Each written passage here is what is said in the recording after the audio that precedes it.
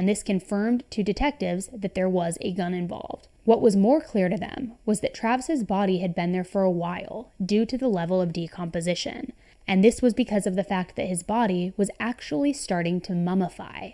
Once detectives established the crime scene, they began to look around and notice that it appeared that part of the crime scene was actually cleaned up. They noticed that the bedding from Travis's bed was missing and that his body almost looked as if somebody tried to clean him off in the shower. They also noted that there was no forced entry, which indicated that this had to have been done by somebody that Travis knew, as opposed to a stranger. Obviously, the first people that police questioned were the roommates, and like many others, police had a really hard time understanding why they didn't smell his decomposing body earlier. However, both roommates were eventually cleared. When police tried to find Travis's bedding, they opened up his washing machine, where they found clothes, towels, and a digital camera, almost as if someone was trying to destroy this camera. The camera wouldn't turn on, but the SD card was still in it. However, if you know anything about SD cards, you know that they usually still work after being ran through the wash. So whoever was trying to damage this SD card obviously didn't know that.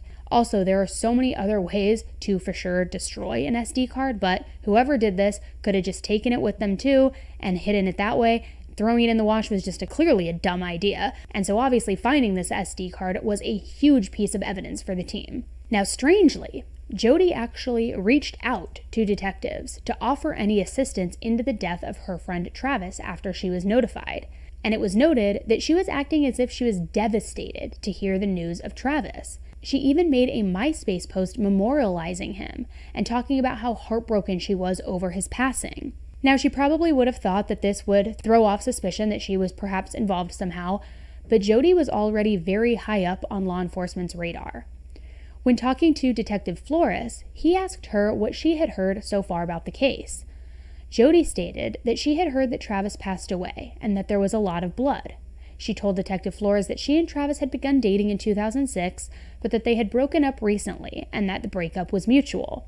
She stated that the last time she had seen him was April of 2008 before she moved back to California to live with her grandparents.